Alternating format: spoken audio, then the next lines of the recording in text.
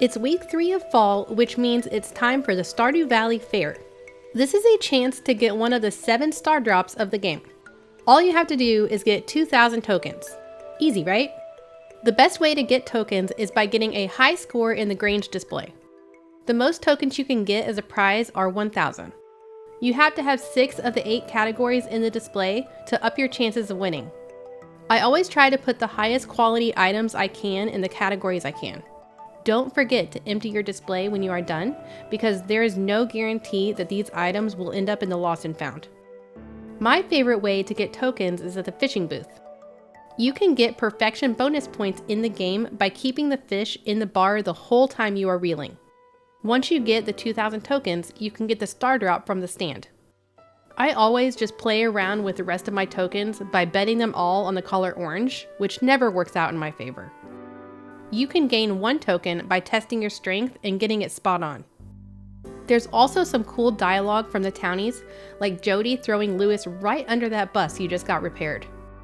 Speaking of buses, we finally got the bus repaired. Now I know this is not a popular opinion, but I don't go to visit the desert right away. I make sure to have my pickaxe upgraded to gold and have some bombs ready. I also don't go unless it's a good luck day. After the fair, you will be able to smash jack-o'-lanterns that are left out as decorations by the town. You can put these anywhere.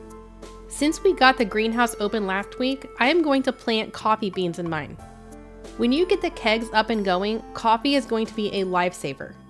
After the greenhouse completion, Evelyn will show up to give you a garden pot along with a crafting recipe. These can be put inside with any season plant, but need watered daily and cannot use sprinklers. Certain soils will help with this. You will also get a strong windstorm that happens overnight that knocks down the big tree in Cindersap Forest. You will need 100 hardwood to start this side quest. You can plant mahogany seeds to grow hardwood trees. I always put tree fertilizer on them to speed up the growth. If you are not fishing during the rainy days with your smokers in the fall, you are doing it wrong. Now is the chance to get not only catfish, but eels. Super cucumbers fetch a good sell price also and can be caught at night with any weather conditions. I finally got a crop fairy to show up on my farm. She has the magic to insta-grow your crops within a 5x5 square. If you are still looking for hazelnuts, then you can shake the red maple trees as they have a chance to spawn hazelnuts between the 15th and the 28th. If you enjoyed this Stardew Valley tips and tricks video, be sure to like and subscribe.